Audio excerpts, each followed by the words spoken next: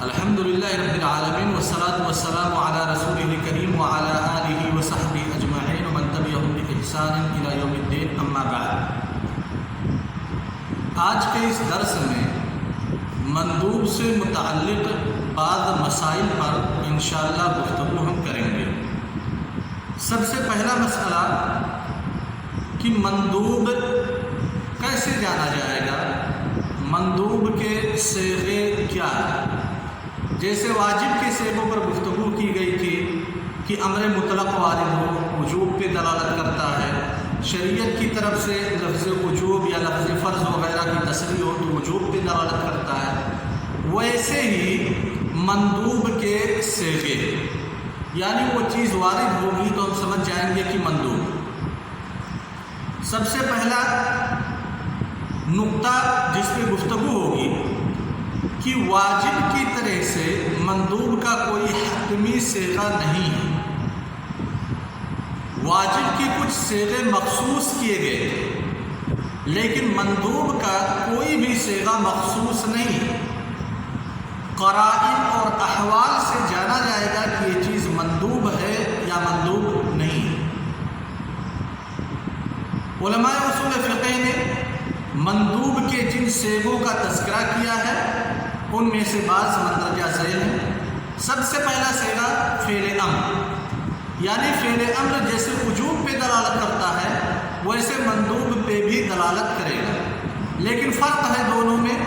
کیسے ہم جانیں گے کہ وجوب پہ دلالت کرتا ہے یا کیسے جانیں گے کہ مندوب پہ دلالت کرتا ہے، اس کی تفریق کے لیے علماء نے جو قاعدہ بتلایا ہے وہ ہے قرینہ کا، یعنی کوئی ایسا قرینہ ہے جو امر کو وجوب سے ندب کی طرف پھیر دے تو ہم کہیں گے کہ وہاں پہ امر ندب پہ دلالت کرتا ہے۔ اگر قرینہ موجود نہیں ہے، امر مطلق ہے تو وہ وجوب پر دال ہوگا۔ اس کی مثال دیتے ہیں، جیسے اللہ تبارک و تعالیٰ کا قول وَأَشْهِدُوا إِذَا تَبَايَعْتُمْ۔ وَأَشْهِدُوا، اشہدوا یہ فعل امر ہے یا نہیں؟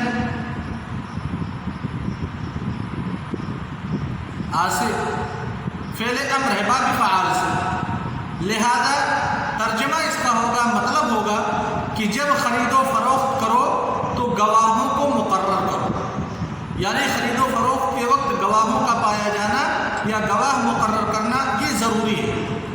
اگر اسی آیت پہ صرف ہم غور کریں گے تو ہمیں لگے گا کہ خرید و فروخت کے وقت، تجارت کے وقت، بزنس کے وقت گواہوں کا مقرر کرنا ضروری ہے، یعنی اگر گواہی نہیں مقرر کی گئی خریدنے والے کی طرف سے، بیچنے والے کی طرف سے، تو پھر وہ خرید و فروخت درست شرعاً نہیں ہے۔ سمجھے شباب؟ اس آیت کی روشنی میں ہمیں یہ پتہ چلا، لیکن جب ہم اس فعل امر وَأَشْهِدُوا پہ غور کرتے ہیں، شریعت کے دوسرے نصوص کو دیکھتے ہیں تو ہمیں نظر آتا ہے کہ اللہ کے رسول صلی اللہ علیہ وسلم نے بہت سارے ایسے مقامات ہیں جہاں پہ خرید و فروخت کیا، بیع و شراء کی، لیکن آپ صلی اللہ علیہ وسلم نے کوئی گواہ مقرر نہیں کیا۔ اور آپ صلی اللہ علیہ وسلم کے بارے میں ہمارا یہ تصور ہونا چاہیے کہ نبی صلی اللہ علیہ وسلم کسی بھی واجب چیز کو ترک نہیں کر سکتے، لہذا اگر بیع و شراء میں اشہاد یا گواہی ضروری ہوتی، واجبی چیز ہوتی، تو نبی صلی اللہ علیہ وسلم جب بیع و شراء کرتے تو آپ گواہی ضرور مقرر کرتے، کیونکہ آپ صلی اللہ علیہ وسلم کسی واجب کو چھوڑ نہیں سکتے۔ لہذا آپ صلی اللہ علیہ وسلم نے جب بیع و شراء کے وقت گواہی مقرر نہیں کی تو پتہ چلا کہ اللہ تبارک و تعالیٰ کے قول وَأَشْهِدُوا إِذَا تَبَايَعْتُمْ میں جو امر ہے وہ وجوب پر دلالت نہیں کرتا ہے بلکہ افضلیت پہ دلالت کرتا ہے، اور امر کو وجوب سے نکال کر کے ندب کے معنی کی طرف پھیر دیتا ہے۔ سمجھ میں آئی بات؟ ایسے ہی دوسری مثال، اللہ تبارک و تعالیٰ غلامی کا جب تصور، غلامی کا ذکر کرتے ہیں قرآن کریم میں کہ اگر کوئی کسی کو غلام بنا رہا ہے تو اس کے اصول اور ضوابط کیا ہونے چاہیے، کہتے ہیں فَقَاتِلُوهُمْ إِنْ عَلِمْتُمْ فِيهِمْ خَيْرًا، یعنی اگر ایک آدمی غلام بنا لیا وہ غلام یہ چاہتا ہے کہ میں اپنے مالک سے صلح کر لوں کچھ اجرت پہ، کہ میں اتنا روپیہ جب آپ کا دے دوں گا تو پھر آپ مجھے آزاد کر دیں گے۔ یہاں پہ اللہ تبارک و تعالیٰ نے کہا فَقَاتِبُوهُمْ، لہذا ان سے مکاتبہ کیجئے، یعنی غلاموں سے صلح نامہ لکھوائیے۔ یہاں پہ امر ہے فَقَاتِبُوهُمْ، کس باب سے ہے کاتبو؟ ہاں شباب، فَقَاتِبُوهُمْ کس باب سے ہے؟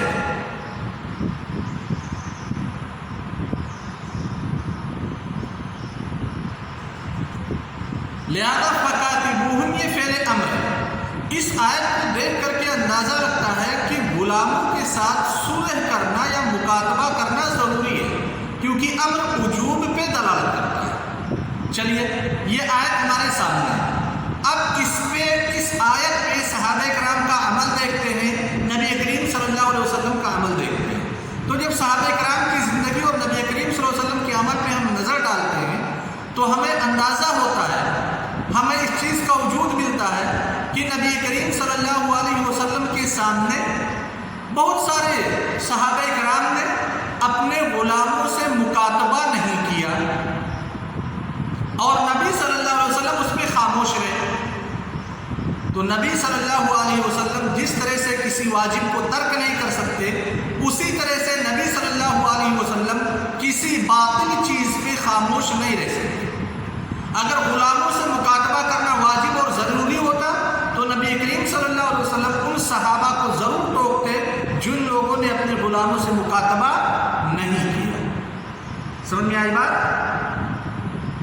لہذا نبی صلی اللہ علیہ وسلم کا عدم مکاتبہ پر سکوت اختیار کرنا، خاموشی اختیار کرنا، یہ قرینہ ہے جو کہ فَقَاتِبُوهُمْ میں امر ہے، اس امر کو وجوب سے پھیر کر کے ندب کے معنی کی طرف لے کر کے آتا ہے۔ واضح؟ تو یہ پہلا صیغہ ہو گیا، یعنی فعل امر ہی ہے لیکن قرینہ پایا جائے گا، چاہے وہ قرینہ داخلیہ ہو چاہے قرینہ خارجیہ ہو۔ اگر کوئی بھی قرینہ پایا جا رہا ہے جو امر کو وجوب کے معنی سے نکال کر کے ندب کے معنی کی طرف پھیر رہا ہے تو ہم کہیں گے کہ یہاں پہ یہ چیز مندوب ہے، امر وجوب پہ دلالت نہیں کرتا بلکہ ندب پہ دلالت کرتا ہے۔ دوسرا صیغہ، کوئی بھی ایسی چیز شریعت نے جس کے بارے میں سنت کی صراحت کر دی، کوئی بھی فعل شریعت نے جس کے بارے میں سنت کی صراحت کر دی، جیسے اللہ کے رسول صلی اللہ علیہ وسلم کا قول تراویح کے بارے میں وَسَنَنْتُ لَكُمْ قِيَامَهُ، لفظ سننا، سننت لکم قیامہ، لہذا شریعت کی طرف سے یہاں پہ صراحت ہے کہ یہ چیز سنت ہے۔ جس بھی چیز کی شریعت کی طرف سے صراحت ہوگی اور اس کا تعلق مکلفین کے افعال سے ہوگا تو اس چیز کے بارے میں کہا جائے گا کہ یہاں پہ اصل وہ چیز مندوب ہے، الا یہ کہ کوئی قرینہ موجود ہو۔ اگر کوئی قرینہ پایا جاتا ہے جو سنت کو ندب کے معنی سے نکال کر کے وجوب کی طرف لے کر کے آئے گا یا اباحت کی طرف لے کر کے آئے گا تو اس پہ عمل کیا جائے گا، لیکن اگر قرینہ کوئی موجود نہیں ہے تو شریعت نے جہاں کہیں پہ بھی سنت کا اطلاق کیا ہے اور سنت وہ متعلق ہے مکلفین کے افعال سے تو وہاں پہ اس بات کا انکشاف گویا ہے کہ یہاں پہ ندب پر یہ آیت یا یہ نص شرعی دلالت کر رہی ہے۔ یہاں پہ ایک نقطہ ہے بہت اہم، اس پہ غور کرنے کی ضرورت ہے۔ میں نے کہا شریعت کی طرف سے سنت کی تصریح ہو لیکن وہ سنت مکلفین کے افعال سے متعلق ہے۔ اگر مکلفین کے افعال سے متعلق نہیں ہے تو وہاں پہ ہم یہ نہیں کہیں گے کہ لفظ سنت وارد ہے اور یہاں پہ مندوب مراد ہے، اور اسی سے سنن الہیہ، سنن کونیہ، لہذا سنن کونیہ کے بارے میں اللہ تبارک و تعالیٰ سنت اللہ فی الاولین والآخرین، سنت اللہ فی الاولین والآخرین قرآن کی ایک آیت ہے۔ اللہ کے رسول صلی اللہ علیہ وسلم کا قول لَتَتَّبَعُنَّ سُنَنَ مَنْ كَانَ قَبْلَكُمْ، مسلمانوں کے بارے میں کہ تم لوگ تم سے پہلے جو قومیں گزر چکی ہیں ان کی تم اتباع کرو گے. سنن من کان قبلکم، لفظ سنن کا استعمال کیا گیا. لہذا اب آپ میں سے کوئی آئے اور کہے کہ نہیں دیکھیے اس حدیث میں لتتبعن سنن من کان قبلکم، اس حدیث میں جو لفظ سنن ہے یہاں پہ مندوب مراد ہے. یہ حدیث ندب پہ دلالت کرے گی، وہاں پہ ندب پہ دلالت نہیں کرے گی، کیونکہ جو سنن ہے سنت ہے اس کا تعلق مکلفین کے افعال سے نہیں ہے وہاں پہ، بلکہ سنت لغوی معنی پہ محمول ہے. سمجھ گئے شباب؟ سنت اللہ فی الاولین والآخرین، یہاں اللہ تبارک و تعالیٰ کی سنت کونیہ کا تذکرہ کیا جا رہا ہے، سنت الہیہ کا تذکرہ کیا جا رہا ہے. لہذا یہاں پہ ہم نہیں کہیں گے کہ اس آیت میں سنت سے مراد ندب ہے، کیونکہ اللہ تبارک و تعالیٰ کے افعال کی بحث ہو رہی ہے، مکلفین کے افعال کی بحث نہیں ہو رہی ہے. تیسرا جو صیغہ ہے ندب پہ دلالت کرنے والا، وہ شریعت کی طرف سے صراحت ہو کسی چیز کے افضلیت کے ہونے پر، شریعت نے صراحت کر دی ہو کہ یہ چیز افضل ہے. سمجھ گئے؟ جیسے اللہ کے رسول صلی اللہ علیہ وسلم کا قول جمعہ کے بارے میں وَمَنِ اغْتَسَلَ فَالْغُسْلُ أَفْضَلُ، اس حدیث میں گفتگو ہو چکی ہے، کیونکہ ایک حدیث ہے غسل الجمعۃ واجب علی کل محتلم، ہر ایک بالغ کے اوپر جمعہ کا غسل واجب ہے. اس حدیث کی روشنی میں جمعہ کے دن غسل کرنا واجب ہے، لیکن جب ہم دوسرے نصوص کو دیکھتے ہیں تو وہاں پہ ہے کہ مَنِ اغْتَسَلَ فَالْغُسْلُ أَفْضَلُ، جس نے جمعہ کے دن غسل کیا اس کا غسل کرنا یہ افضل ہے. لہذا دوسری حدیث کی روشنی میں ہم کہیں گے کہ وہاں پہ پہلی حدیث میں غسل الجمعۃ واجب علی کل محتلم میں جو لفظ واجب ہے وہاں پہ واجب حقیقی نہیں مراد ہے، بلکہ وہاں پہ مراد ندب ہے، یعنی جمعہ کے دن غسل کرنا مندوب ہے. بات سمجھے شباب؟ ایسے ہی لیکن ضروری یہ نہیں ہے کہ جہاں پہ بھی شریعت نے افضلیت کی صراحت کر دی ہو وہ چیز مندوب ہی ہو. اصل تو یہی ہے کہ مندوب ہوگا، لیکن کوئی اگر قرینہ پایا جا رہا ہے جو ندب سے نکال کر کے وجوب کی طرف پھیر دے گا تو وہاں پہ وجوب پہ محمول کیا جائے گا. جیسے فضل اللہ المجاہدین علی القائدین درجہ ہے نا، فضل اللہ المجاہدین علی القائدین درجہ، اللہ تبارک و تعالیٰ نے مجاہدین کو افضلیت عطا کی ہے. تو کیا جہاد کرنا مندوب ہے؟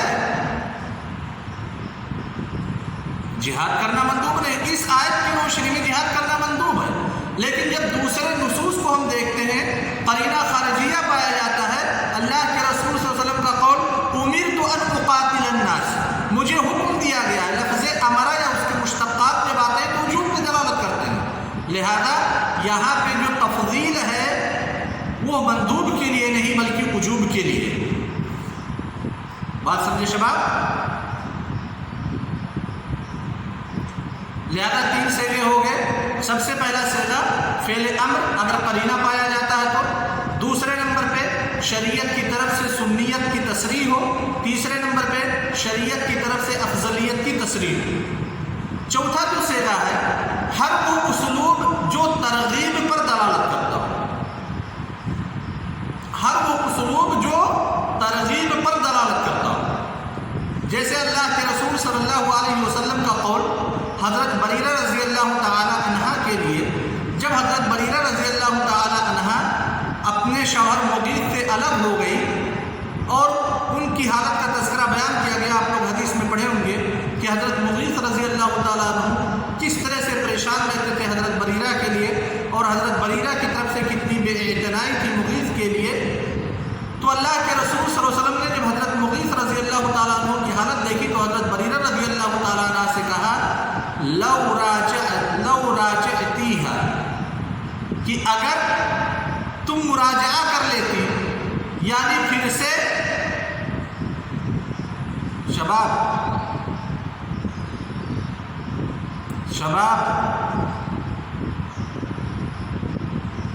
اب ایسی سکوت اختیار کیوں جیسے کوئی ہے ہی نہیں. ہاں تو جب بولوں تو کم سے کم آن کر لیا تھا. اللہ کے رسول صلی اللہ علیہ وسلم کا قول لو راجعتیہ، اے بریرہ، دیکھو راجع یہ فعل امر ہے، کس باب سے آئے گا؟ باب مفاعلہ سے، راجع یراجع مراجعۃ، اور اسی سے آئے گا راجع۔ لو راجعتیہ، اگر تم مراجعہ کر لیتی ان سے مغیث سے، یہاں پہ راجع فعل امر ہے لیکن اس سے پہلے لو لگا ہوا ہے، اور لو جب فعل امر پہ داخل ہوتا ہے تو وہ ترغیب کے لیے استعمال ہوتا ہے، گویا کہ لو ایک قرینہ ہے جو امر کو وجوب سے نکال کر کے ندب کے معنی کی طرف پھیر دیتا ہے۔ سمجھ گئے شباب؟ 4 سیرے ہو گئے، کون کون سا؟ سب سے پہلے فعل امر اگر قرینہ پایا جائے، دوسرے نمبر پہ شارع کی طرف سے صراحت ہو کسی چیز کی سنیت کی، تیسرے نمبر پہ شارع کی طرف سے صراحت ہو کسی چیز کی افضلیت کی، چوتھے نمبر پہ کوئی بھی ایسا اسلوب جو ترغیب پر دلالت کرتا ہو۔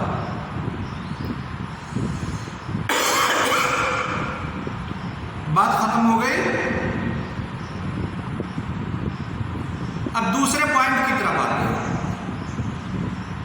مندوب کے بہت سارے نام ہیں، جیسے واجب کی جب بحث کی گئی تھی تو واجب اور فرض کیا دونوں مترادف ہیں یا دونوں الگ الگ ہیں؟ یہ نقطہ آپ کے سامنے پیش کیا گیا تھا۔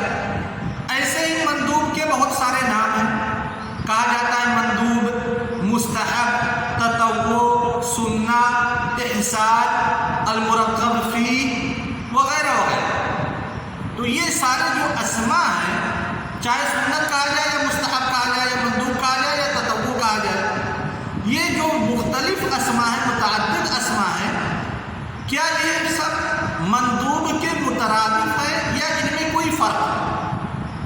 جیسے واجب فرض کے مترادف ہے یا دونوں میں کوئی فرق ہے، ویسے ہی سنت، تطوع، مستحب، مرغب فی، احسان، یہ سارے اسماء مندوب کے مترادف ہیں یا ان میں کچھ فرق ہے؟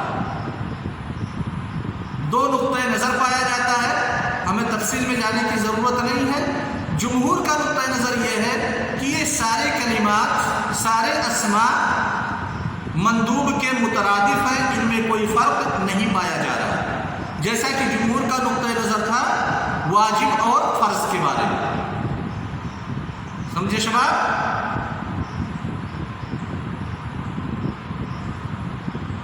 اس کے بعد کل کے درس کے لیے ایک مسئلہ حاضر کیا جائے گا، مسئلے پہ درس ہوگا۔ وہ مسئلہ ہے کہ کیا مندوب حقیقتاً مطلوب ہے یا مجازاً مطلوب ہے؟ جیسے مندوب میں طلب تو پایا جا رہا ہے، طلب فعل پایا جا رہا ہے مندوب میں نا، لیکن غیر الزامی طور پہ پایا جا رہا ہے۔ تو وہی مسئلہ ہے کہ جو طلب فعل پایا جا رہا ہے یہ حقیقتاً پایا جا رہا ہے یا مجازاً پایا جا رہا ہے۔ کل کے درس کا یہی عنوان ہوگا، هل المندوب مأمور به حقیقتاً او مجازاً۔ ٹھیک ہے شباب؟ السلام علیکم ورحمۃ اللہ وبرکاتہ۔